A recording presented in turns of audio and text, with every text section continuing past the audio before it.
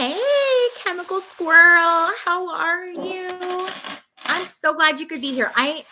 I'm terrible. I never schedule when I'm going to go live. It happens randomly. And I always feel so bad that I can't announce it. So I'm so happy to see you here. I'm going to wait for. I'm going to wait for people to get the notification, give them time to come in. But I thought we would talk about, so many of you guys wanted to talk about when I mentioned the video about Charlie Kirk and or the question, did he manifest his own death? And I thought, you know what? I think I'm just going to do it as a live. And then that way you guys can ask questions while we're doing this.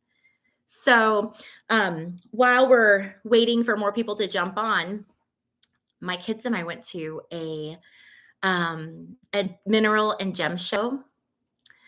And hi, Latane. We went to we went to a mineral and gem show in a little local town called like Clarkdale. And I realized when I moved, so you guys, if you're members of the channel, I posted last week a video about making a crystal grid. And as I was doing that, I realized I was missing a ton of crystals. And I think I'm one of those people, when people show up at my house, I like send them out the door with crystals, like, oh, here's this, here's this. And so that's where all my crystals go. So I needed to get some new ones. So I got, these were so good. They were like 50 cents a crystal. And I think oh my gosh, the tourmaline I feel like was maybe $1. But yeah, oh my gosh, I don't know if you guys can't see this, but I have like a whole handful. So what I'm going to do with these is I'm going to I'm going to start with gridding my house, and then I'm going to do my room. So the way I grid my house is the same way I would put together like a crystal grid. And what I do is I take a black crystal. It can be tourmaline. It can be obsidian. Actually, I think this is obsidian, not tourmaline. It just needs to be a black stone. And then I take a rose quartz, and then I take a clear quartz, just tiny, small. And then what I do with these is I put them in each of the 4 corners of my house. And then you can do this in your rooms too. And you can change out the stones, but I'll tell you why I use these stones. So I use these 3 stones specifically in each of the corners of my house because a dark stone, obsidian, tourmaline, onyx, anything like that is going to absorb any negative energy, any dark energy. It helps protect you from EMF if that's something that you're sensitive to. So this is kind of an absorbing stone, which it's wonderful. They actually have, I need to find mine. These it's not shungite. It might be shungite. These like black crystals that look like squares. And you actually put your cell phone on it at night when you're charging it by your bed. That way you're not like absorbing all of that energy. So that is why I use the black crystal. Then I use a clear quartz because these are just the best for just general energy, raising the vibration, bringing in anything you need. No matter what you need, a clear quartz is always going to be a good choice. So if you're on a limited budget and you're like, I don't know what crystal to get, clear quartz is always a good one. And then I have a rose quartz, and I put that with it. And the rose quartz is a stone of friendship and love. And it's just such a beautiful, warm stone. And that's the energy I want to bring into my house. So that's what I'm going to do with these. I'm going to do my house, and we'll see if it changes the vibe of the house. It feels really good getting my crystals out and just putting them where they are going to be. It feels good. It's like changing the energy of the house, and it's starting to feel like really, really good. Okay. I want to look and see what everyone's saying. Hey, hi, everybody. Let's see.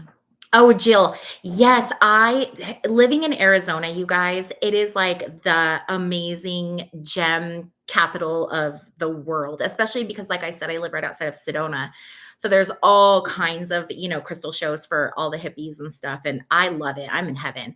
I actually just got a flyer. There's going to be a crystal show in Sedona, I think like in October. So I'll have to see what we're doing. But I hate going into Sedona on the weekends because it's like so packed. Maybe in October it won't be so busy. Do you guys like my Jesus mug? I saw a kid wearing that on a t-shirt and it made me laugh. Okay, so let's see here. How's everybody doing? Oh, I got a necklace at the gem show too. I don't know what kind of stone that is. I'm gonna have to put it in my little stone thing, but isn't that pretty? And then you can like adjust the length with a bead. And then the final thing I got, no, not the final thing I got a big chunk of rose quartz because I love rose quartz. And Bryant had a huge chunk and I loved it so much. So I borrowed it from him for a really long time. And then he was struggling with his sleep and stuff. And so I took it when he was sleeping and it took a few other crystals and put it on his bed. So he has his rose quartz back. So I'm like, okay, I need a replacement one. But the other super cool thing I got was a big chunk of copper, just a big copper ball. So a lady there was telling me that a lot of times when we have body pain, it's because our bodies need copper. Hey, Nathan, that's why,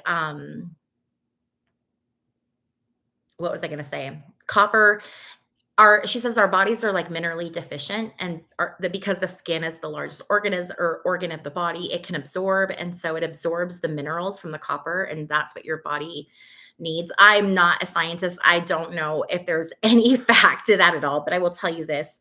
My mom and my dad, they both wear copper bracelets for body pain.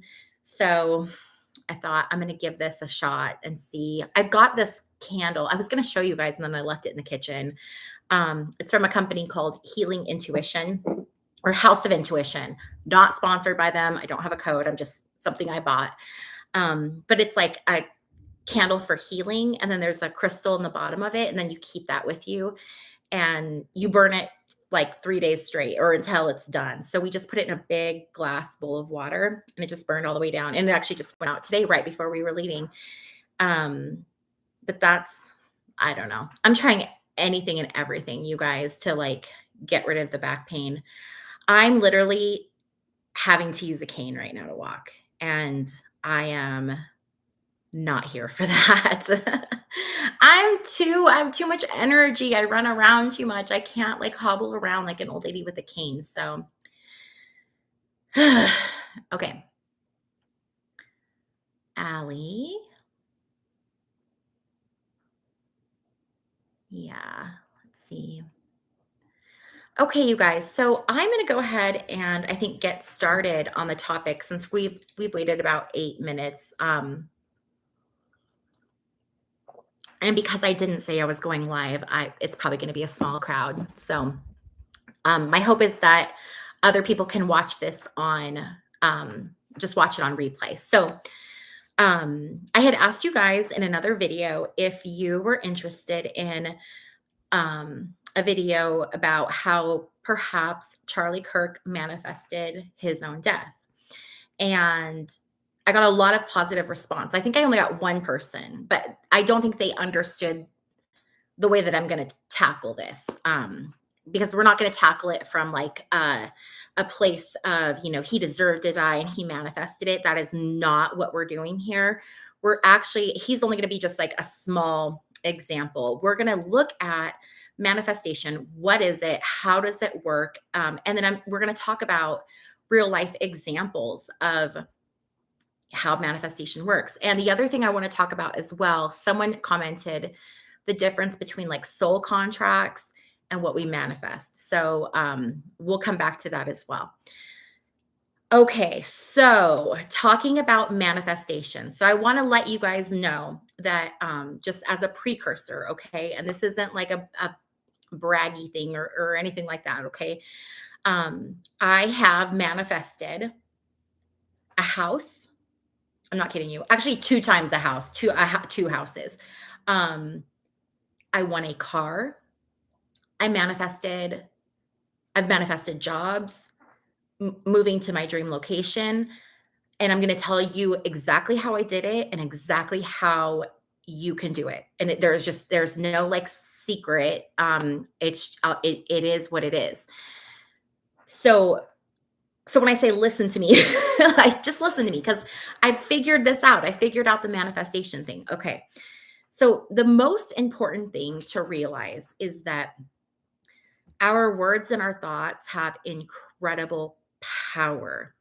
Something a lot of people don't know or don't realize is that, when we talk about when we spell out a word, the word spelling is it comes from casting a spell. Our words are powerful. And what has happened over, the the thousands of years, we have lost that power. Those teachings, teaching people this, it's gone away, right? It's been replaced by organized religion and, working all the time. And so we don't realize how powerful we are and how we really are creators of our own universe. And so that's like the first most important concept. And you have to, in order to really manifest, you have to also be able to take responsibility for your thoughts, right? And that can be hard if we're not there yet. So, um, so staying with this idea of manifestation and what it is and how it works, basically, what you think about, you bring about. So, what do I mean? When you think about someone and you like cannot get them off your mind, they're just there, they're there, and then you run into them because you were thinking about them and you were putting out that energy, you were attracting that person to you, to be around you. Um, And I want to explain vibration really quick because vibration is a big part of manifestation. Okay. And I think this will help really, because people talk about, oh, vibration. And, people used to talk about that all the time. And I'm like, what the heck is a vibration? Like, what do you mean? Because I couldn't grasp it. And then someone broke this down for me, and it just makes so much sense. Okay. So when you think about the human body, what are we made out of? We're made out of molecules. Molecules are these little tiny things that are constantly in movement, constantly in motion. They're not solid. They look solid, they feel solid, but really they're not solid. What are they doing? They're moving. What is that movement doing? It's causing a vibration. Okay. So our bodies, even though we can't see it or can't feel it, we are a vibration. And when we speak to one another, when we spell, that's a sound wave. That's a vibration. That's another vibration. When we see things, right? And we see different color, that's all waves. That's all vibration. Some vibration we can feel, some we can see, some we can hear, but there's things vibrating all around us that I'm sure that we have no idea it's there.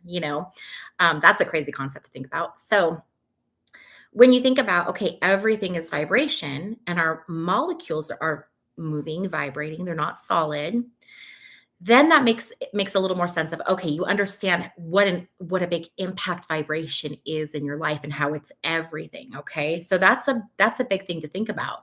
So then we go into scientific law, and there is the law of attraction, which means like attracts like. So what that means is whatever your frequency your body is vibrating on is the frequency of what is in your life, what you're going to bring to you. So, if you're sitting in fear and you're vibrating in fear, you're going to bring more things to be afraid of. Let me give you an example of how this works in real life so that you can kind of see it illustrated. So I went through, and we're going to use my house probably as a big example. So I'm sorry, just it's just because it's a big manifestation thing. Okay. So, manifesting my dream house, right? And I'm doing all of the things, like I'm being focused, I'm being positive, I'm scripting, all the things I'm going to tell you guys about. However, in the back of my mind, I had a lot of fear. A lot. And I did my breathing techniques and I really tried to push it out. But there were times when I let myself sit in my fear. There were a lot of things to be afraid of. I'm a single mom with like 3 kiddos and moving far away where I don't know anybody, and just the process of buying a house anyway. Like it I had a lot of fear and a lot of anxiety. So what ended up happening was, yes, I manifested the dream house, but I also manifested a lot of, like, things that came through because of my fear, right? So terrible experience with a moving company, because of my that was a limiting belief thing. First day in the house, 1 hour in the house, and I found a snake in my bedroom. We found 2 scorpions now inside the house. So it's still like, and it takes time to change our vibration. So it's not right away. So if we're vibrating on a really good energy, right? But we're still getting bad things, give it time because it doesn't happen instantly. So that's the other thing is like now I'm still seeing residual effects of my fear. And it's gonna take time for me to shift the energy. I'm getting there for sure. But so that's a really good example of how like my fear manifested things to be afraid of. Okay.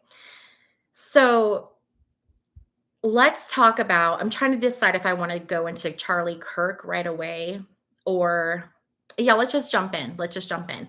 Okay. So the first thing I wanna say, is that I don't care what Charlie Kirk said or who he is or what he did.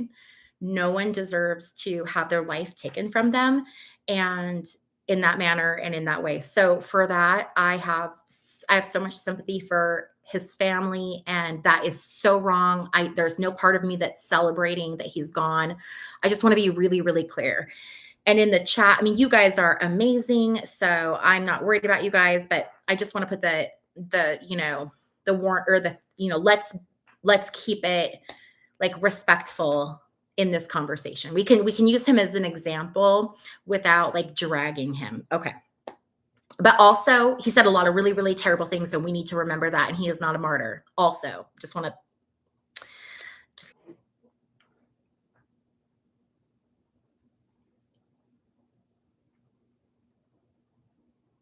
okay. Am I back? Can you see me and hear me?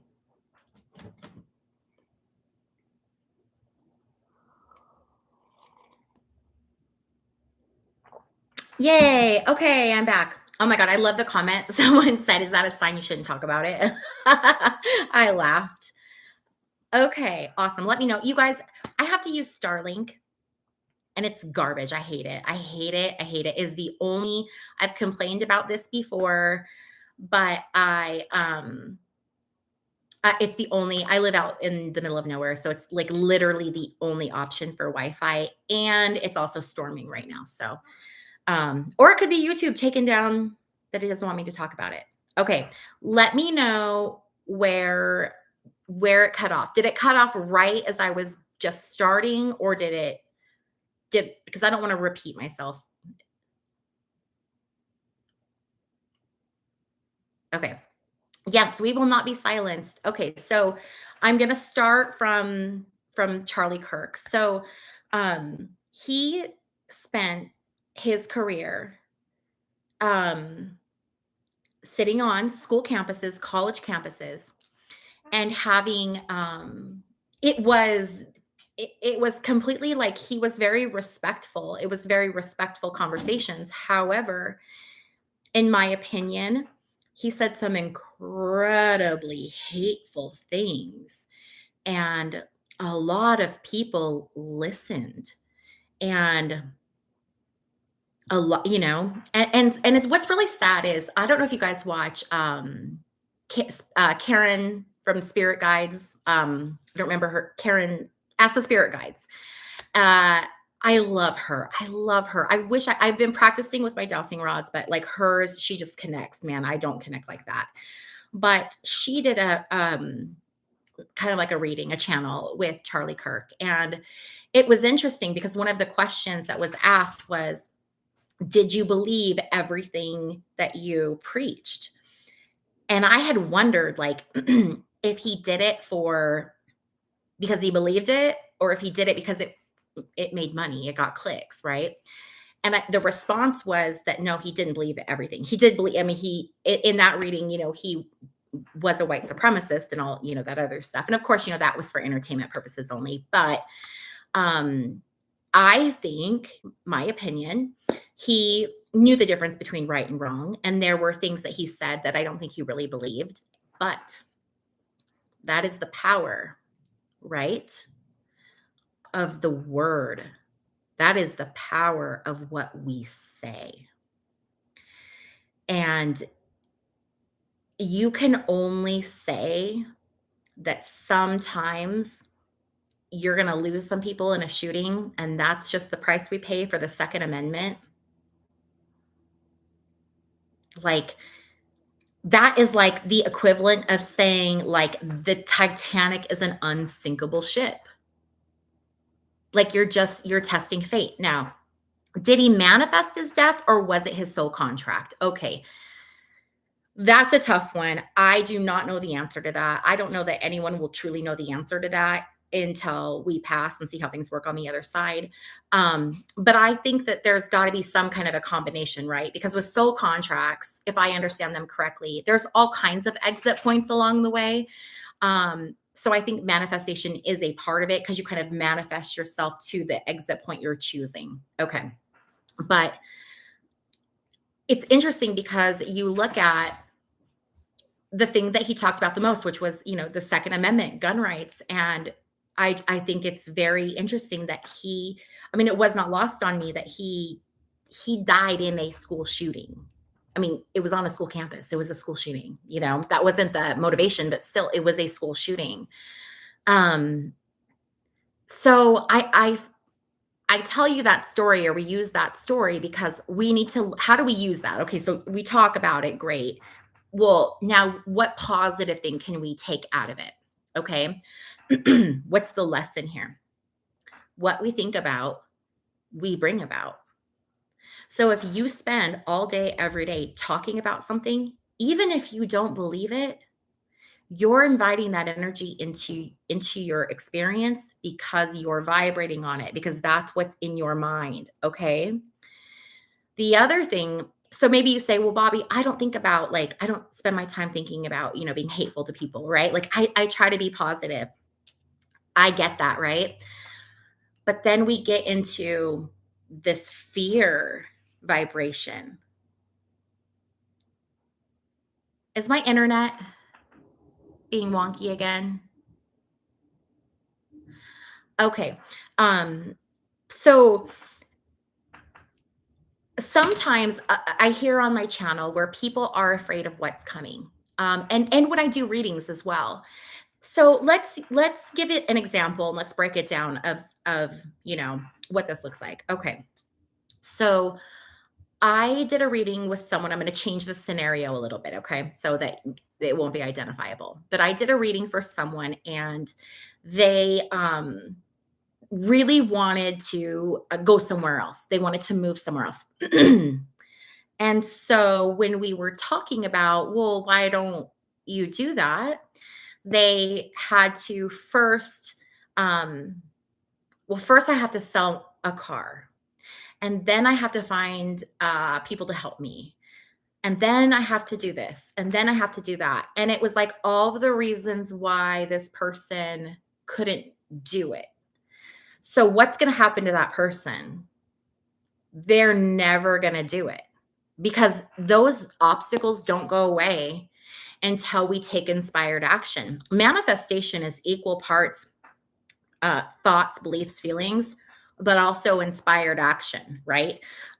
We can't just usually sit and say, I want this, bring it to me. I'm not going to do anything for it. Like, we got to work for it a little bit, every day, take steps, live your life as if you already have the thing, are the person, are the place. So let me explain how acting as if is one of the most powerful manifestation tools you can do. And not only is it one of the most powerful tools, but I'm going to tell you how I used it to win a car. Okay. So this would have been probably in 2007. And I was living in Washington at the time. No, this would have been 2005 because Charlie was just born. So this would have been 2005. And I was married at the time. And we had just had my son, Charlie, who you guys just saw in a video. He's 20 now. He had just been born. He was in the NICU. And so my husband was working. I was staying home because I was having some medical problems as well. So we were shuttling back and forth, like to the hospital. He had to go to work. So we needed 2 cars. And of course, in the middle of the night, my husband's car gets stolen and we have 1 vehicle. And there's 2 lessons in here, okay? We're going to talk about the acting as if, and then we're going to talk about allowing the universe, okay? So there's going to be 2 really important things in here that are going to be really great lessons. So husband's car is gone, 1 car, baby in the NICU. I'm super sick. I need surgery. What are we going to do? So instead of me having faith that just, okay, universe, like, help me figure this out, I went into damage control mode, which is, I think, what we all do, right? So I'm at that time, I was young and poor and bad credit and just had a baby and not working. And so couldn't get a car loan, couldn't get a cosigner, didn't have enough money to buy a car. I'm trying every avenue, right, to fix this solution. And everything I'm doing is I'm having difficulty and resistance because I was trying to do something that the universe was like, no, we're not going that way. That's not the way you're going to get a car. And so I was getting all this resistance, right? And I ended up sitting in my car in the bank drive-through. I can remember it. I was going to the ATM and they had, call now and you'll win something. And I did not even know what I was entering for. I just was like, oh, call. This was back in the days of like the radio contest where we used to call in. Man, that's probably not even a thing anymore. But anyway, so I called in and I was the 9th caller and I ended up winning like a little iPod shuffle, like when they first came out. But what I didn't know was this was part of a bigger giveaway. So this was, if you called and won, you got a little iPod, but then you also got put into a drawing for a brand new Scion XB little toaster car. It was when they first came out and like no one had them yet. And they were like super cool. So I didn't even know that until after I won. So I was like, the iPod was in the drawing. So, a few weeks passed and they did the drawing and everybody had to be present. So as I'm waiting, right, these few weeks, I'm waiting for uh the drawing. Sorry, totally spaced out there. So I'm waiting for the drawing to happen. So what I'm doing is I'm acting as if. Okay. So what do I mean? When I was driving my car, I would like imagine what it would be like to drive that car. What would it look like? What would it feel like? What kind of music would I play in it? And then I'd see other ones on the street and I'd be like, oh, that's what I'm going to look like when I'm driving it. And I just stayed in that energy. I was just constantly in that energy of like, and it felt good, right? It wasn't an energy of desperation or stress or like, oh my God, I need this car. It was like, it was an energy that felt good. And so that's all I did. Just acted as if it was already my car. I was already driving it. So when the drawing day happened, everyone had to be present. And they like filmed it. They did it was just a whole thing.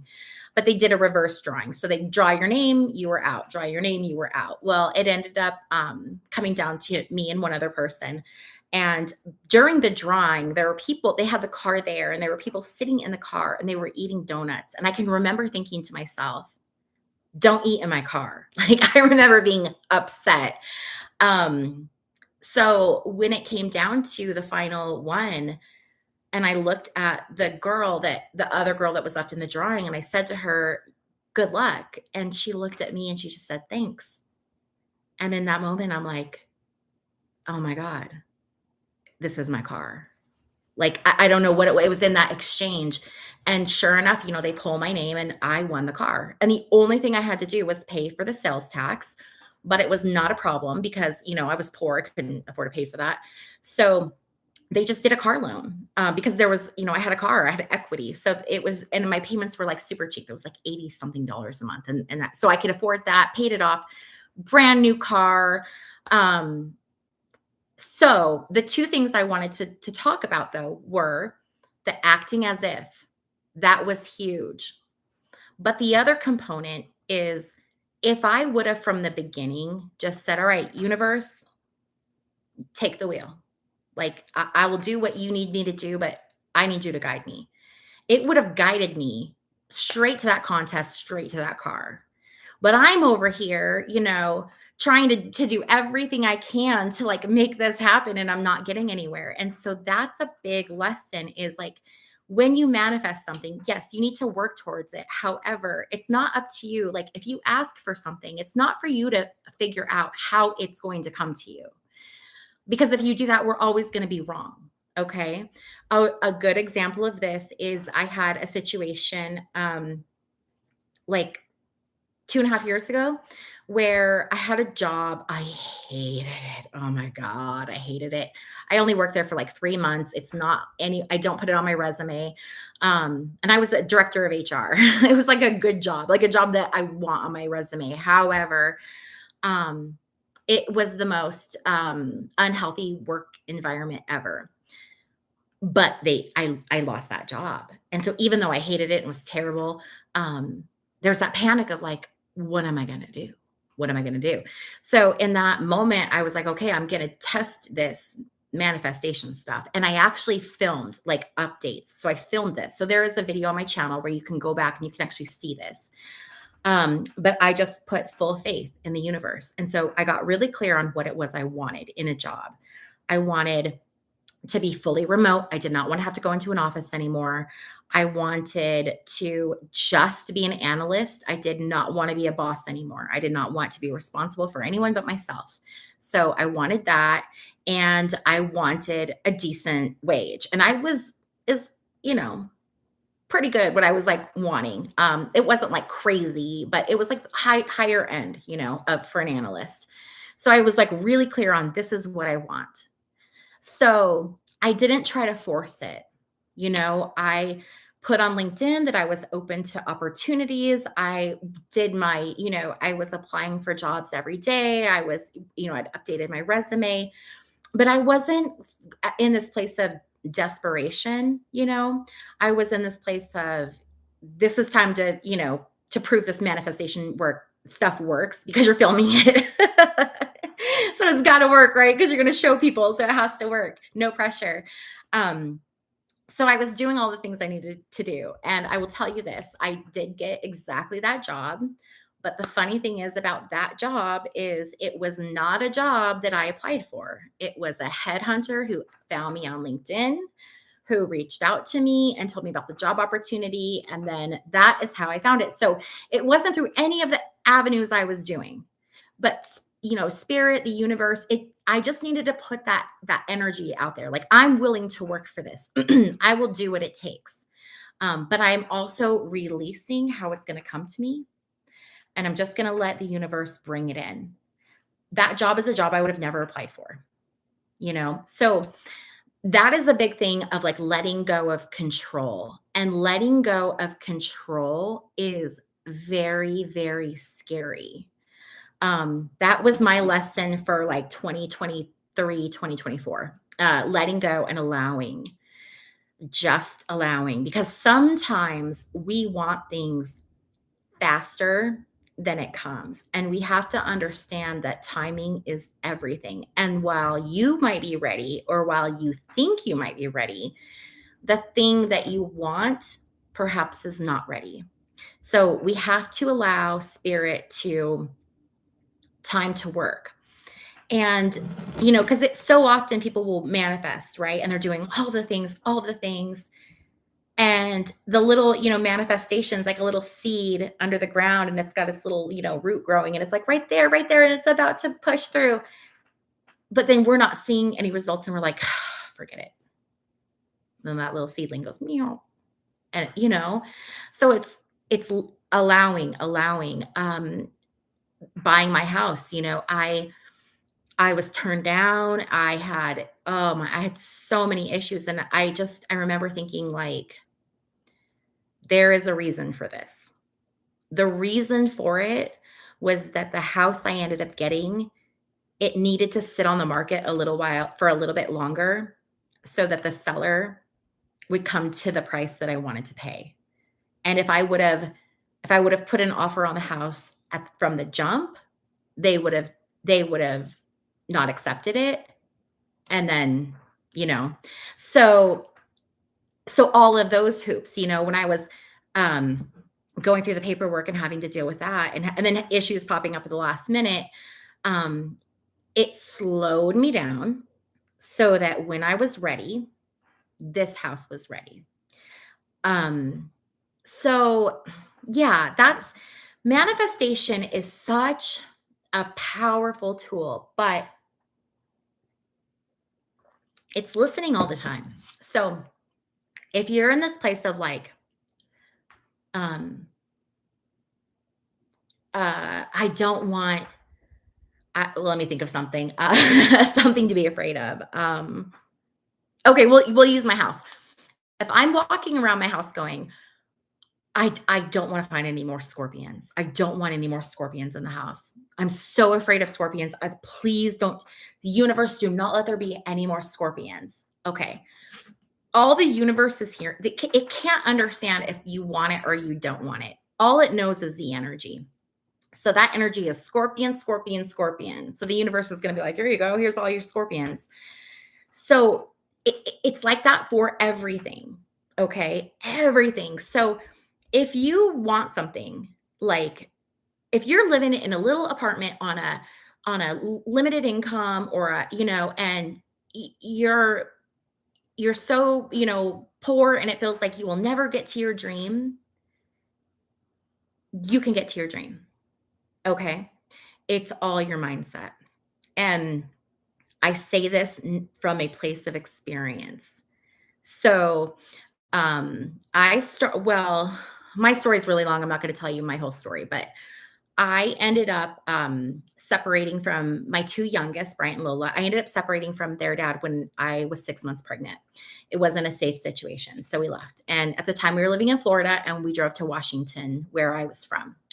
And we started over with nothing, literally nothing, like homeless for a while, nothing.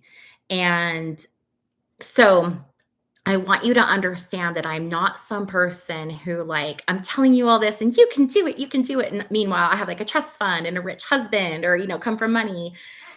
No, that's why I tell you, if you can do, I mean, I started no job, no home, no education, no idea what I was going to do. But it was just, okay, first thing I need to do is I need to get a house, and so it snowballed, and it just built and built and built. And even though I was tired and I was exhausted, I never gave up. I just kept going, right? And you can do it too.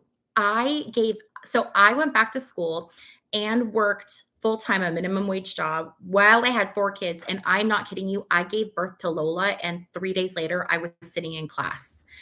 So yeah, it sucked. And I was tired, and I hated every second of it. And every second of it, I'm like, why am I doing this? Why am I doing this? I want to quit. I hate doing this. But I sit here today and I say, Bobby, thank you for not giving up. Thank you for, even when it was hard, you stuck to it. Even when you didn't want to do it, you did it. So that's anybody can do it. I mean, I went from literally nothing to now I have a master's degree in business. I mean, I'm human, so I have, my highs and my lows and my ups and my downs. And, if there's things I would totally change about my life, but there's things I absolutely would never change about my life. But it's just been a learning experience, right? So there's things I've tried to manifest that haven't come through. And I think that was honestly probably for the best, looking back now. And there were times when my manifestations took forever. My plan was to buy this house in like 2022, and I was ready. And then in 2022, my oldest son, Kyron, he's 27 now, but he was 25 at the time. He ended up needing to move back home, and he had his two babies. He had full custody of my two grandbabies. And we moved them in, and in our house, it was fantastic. It worked. We had all four of my kids and my two grandbabies. It was heaven. You would think that it wouldn't be, or that it would be chaos, but it was amazing. I should actually tell you that because I think I manifested that. But anyway, so it pushed off the move because it cost me a lot of money, to have him and the babies there, but it was worth every penny. So, my plan was to be in my house much sooner. So sometimes, things take time, right? And plans change, but we never lose the final goal. Okay. Like it's always being focused. If you stay focused on it, eventually you're going to get there. I want to share with you uh, the story of my son moving home. I think that that's a really interesting story about manifestation. So I was a mom at 19, had Kyron, my oldest, and he's so cute. Oh my God, cutest. He's biracial, half black, but he had really light eyes. Oh, he's just gorgeous, baby. He's a gorgeous adult now. All my babies were gorgeous, but um, and so I was a single mom with Kyron, and it was just me and him. And I got married to Chuck, Charlie's dad, when Kyron was like 5. And Chuck is an amazing man. He adopted Kyron, so that is his son now. So when I say the son to my oldest two boys, or the father to my oldest two boys, he is their father. Amazing guy. We co-parent really well. I mean, I'm blessed, right? But when him and I divorced, there were there was a period of time where I went through some really challenging stuff. I was with someone, a partner, and he ended up passing away. And I was really struggled. And I think too, when we're that time between like our late 20s and our early 30s, I think we go through some like weird thing. Oh, it's our Saturn return. So it's a time, right? Um, so I was not always a present mother to Kyron. I was not. And I was really hard on him. I was exceptionally hard on him. And, um, I would always say, if I could parent him differently, I would go back and change everything.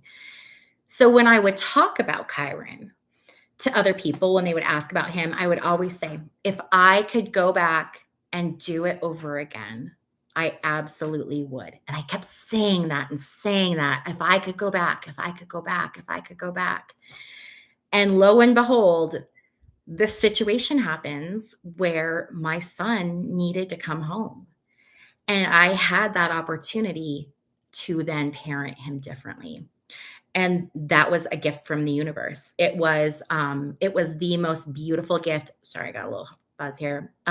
It was such an amazing gift to have him home. And not only did I get to remother him, I got to be a nana, and I got to build that relationship with my grandbabies. And I mean, my gosh, to have them living in my home for a year and a half, like that was amazing. They destroyed everything. They broke everything. My couch is still stained. And I love it. I would trade it all again. Oh my God, the sound of all my stuff breaking for like the first 6 months. I just got to where it was like, okay, whatever, like what can you do about it?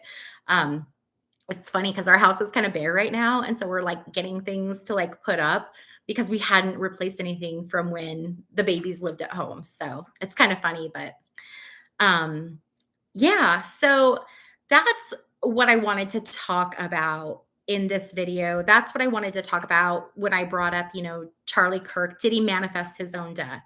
In my opinion, okay, we manifest our experiences.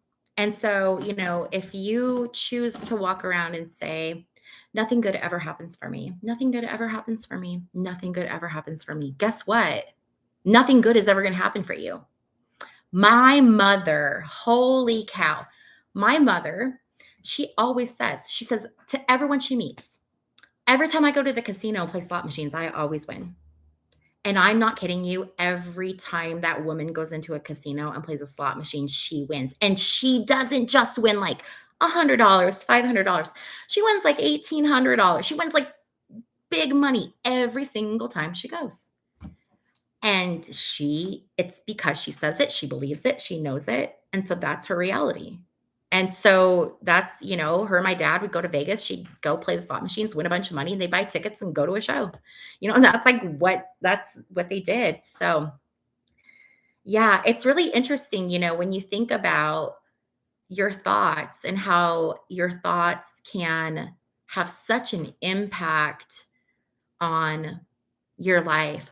And another thing I want to talk about, I'm going to wrap this up pretty soon, but one more thing I want to talk about is Island Princess. Thank you for being a new subscriber. I want to talk about, I lost my train of thought.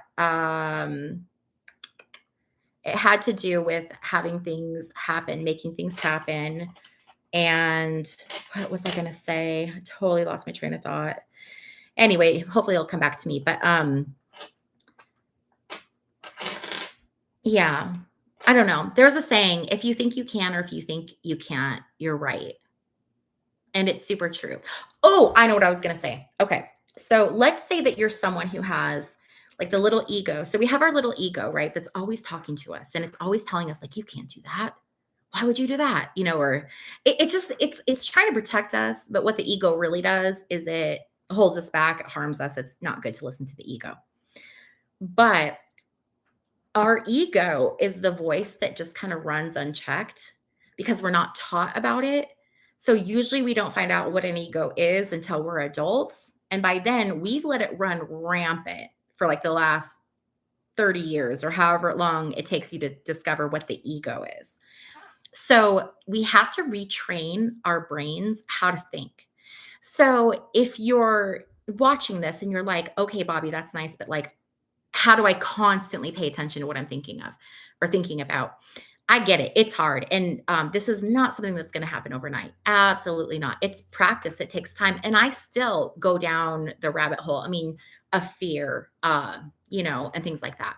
But the way that I recommend to people to kind of tune into it is just start to pay attention and notice when you do it. You don't have to try to change it.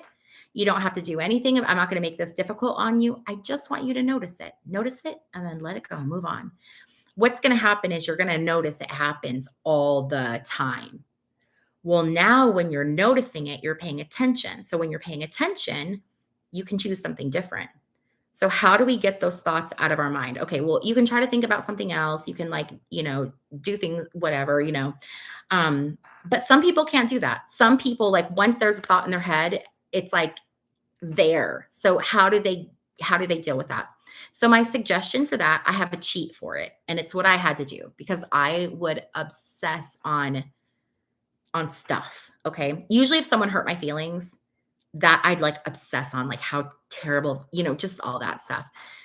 So what I would do to trick my brain to stop it is I would go into box breathing. And box breathing is a lot of you probably know, but for those of you who don't know, you inhale to the count of 4. So inhale 1, 2, 3, 4. Then you hold the breath in your lungs for the count of 4. Then you exhale to the count of 4. And then when your lungs are empty, you leave them empty for the count of 4. And then you start over. So it creates this, box. So when you are doing box breathing, number 1, you're oxygenating your brain. You're centering yourself, you're grounding yourself, but also you're so busy trying to coordinate your breaths to your counting. And at first it feels very awkward. So you might struggle with it. I hated box breathing at first. I hated it. It felt unnatural. I didn't like it, but now I love it. Now I love it. But that is how I would have to get my mind to stop thinking about it. I would box breathe, and then you can't obsess about something and box breathe at the same time. You just can't do it. Um, so that is the cheat. That's how you get out of those thoughts, and then you've reoxygenated yourself, you've grounded yourself, you've centered yourself. So the chances of you going back to that high stress thought are a lot less likely. You're going to be in a much higher vibration. So that's the cheat for getting around those thoughts, those limiting beliefs. Okay, once you kind of learn to control it a little bit, then the next step is when those thoughts pop up, question them. Is it true? Is it true? For a long time, I was really overweight, and so I would say, like, "No one's ever gonna love me because of my weight," blah, blah, blah, blah, blah, like, all these, all the things I couldn't do, whatever, um, and so it held me back, and then when I started to say, like, "No, I'm not gonna let this hold me back. I'm perfect exactly as I am right now. I'm perfect." My life changed. I lost weight. Life was really good. So, it's all in your perspective. You can look at something and you can be like, you can let yourself get worked up and upset and whatever, or you can look at it and say, I can't change it. Yeah, it sucks. I'm going to have to deal with it. And that's that. My son the other day, he, was horsing around in his room, and because his TV was mounted at the old house, but we don't have mounts here, so it was just sitting on his desk. So it was not in a good spot to begin with. Like, we were already kinda, like, asking for it. But he, was playing games and the TV tipped and it fell and it, like, completely broke the TV. Like, it just splintered the screen. And he comes in my room and he's just like like freaking out, and he, tells me the TV's broken, and so I go into his room and I go look at it, and I'm just like, "Okay, unplug it, go throw it away." And he's like, "I thought you were gonna be so mad at me." Okay, there's nothing we can do about it. It's already broken. Screaming at him is not gonna fix the TV. Number 2, he's already hyperventilating and freaking out because he is so afraid of me being mad. He realized the instant it happened that he messed up, that he shouldn't have had it there. He had a can of soda, it fell in the can of soda. He shouldn't have had a soda in there. Like, he instantly, the second it happened, he instantly learned, like, excuse my language, but, like, "Oh, shit. I shouldn't have done that." So, if I go in there and I'm screaming at him and, like, hurting him emotionally, that's so sad, and then I punish him, like, take something away from him. He's already lost his TV, but if I'm like, "You're grounded from your phone for a week." Well, now he's lost his, you know what I mean? So, and parents might not agree with me, and I'm a very different laid back parent. So, but to me, it's like that's the energy we have in the house. That's how I deal with, like, my kids. That's how I deal with work. That's how I deal with, my family. Is that I choose how I react. So I can get really upset and mess up my vibration, or I can look at it and say, like, is my getting upset going to improve the situation? If it'll improve the situation, then okay. But it usually doesn't. So, yeah. So that's kind of my philosophy, and, I have some other videos on my channel that talk about manifestation. You can go just type in, Bobby Reed's Tarot manifestation, and it'll pop up. I should put it together a playlist actually. But, yeah, if you guys have questions about manifestation, it's a very big topic, and I know I kind of, like, condensed it. But if you have any questions, leave it in the comment section of this live, and I'll check it, and then I might do, like, another video where we address those things. So, it's just really important to know that you are really powerful and that you can control your experience. And so use that power responsibly, but also for your benefit, you know? Improve that vibration, because life is so much better over here. All right, you guys, I have been rambling on for long enough. I'm actually going to go into the kitchen now and start dinner. I know it's early, it's at 3 o'clock p.m. here, but I'm hungry and it's a big pasta thing, so it's going to take a minute. So I'm going to go cook a Sunday dinner for my kiddos. But thank you guys so much for popping on here and listening to me ramble about manifestation. And oh, my stone, you guys. Before I go, someone asked about my stone. So this right here, and I actually have the same. So that right there is the same as this. So these are moldavite. Moldavite is one of the most, it is so precious. So a lot of people actually cannot wear moldavite because it's extremely high vibration. I can wear Moldavite now because I've been around it and have warmed myself up to it over the years. It used to give me headaches. It is very strong vibration, but this is one of the most powerful stones. Where it comes from is there was a meteor that struck Earth near, it's near like Czechoslovakia, like somewhere in there. I used to know exactly where it was, but I'm old now and I've forgotten. But Moldavite is what was created when that object it's like the object from space. I'm sure it was really hot and it melted, so it was probably like chemical reaction that created this. But once that area has been fully mined, that's it for Moldavite. It's not something that is natural. It's not a naturally occurring stone. It's it comes from that thing from space. And I just when I learned Moldavite and where it came, like learned about it, and I became obsessed with it. So I started off with like some little tiny pieces. I couldn't sleep with them in my room. I had to have them like out in the other room, but now I can wear it actually. This one I don't wear it a ton, but this one I wear almost every day. And yeah, I don't get headaches or anything anymore. So hi, Hearts for Healing. Hi, everybody. Chemical Squirrel, Nathan, Martha Bean, Zen. Oh, yeah, mine Moldavite. So if I hold up my ring, it gets well, kind of light. My necklace is it's gets lighter, but it's pretty dark. These I took to Sedona like 2 years ago and charged underneath a full moon. Oh, it was amazing. But after that, I couldn't like when I touched them, they would vibrate. So I couldn't wear them for a while after I did that. They had to like, you know, I don't know, calm down a little bit. So all right, you guys. Well, I'm going to go ahead and make dinner now. So I want to thank you so much for hanging out with me, especially on this like random, Saturday. Oh, I guess it's Sunday. Oh my God, it's Sunday, you guys. I have to work tomorrow. All right. Well, now that I know I have to work tomorrow, I have to positive think that away. All right, you guys. Everyone take care. Have a good Sunday night. And I will see you guys. I'll see you guys in my next video. All right.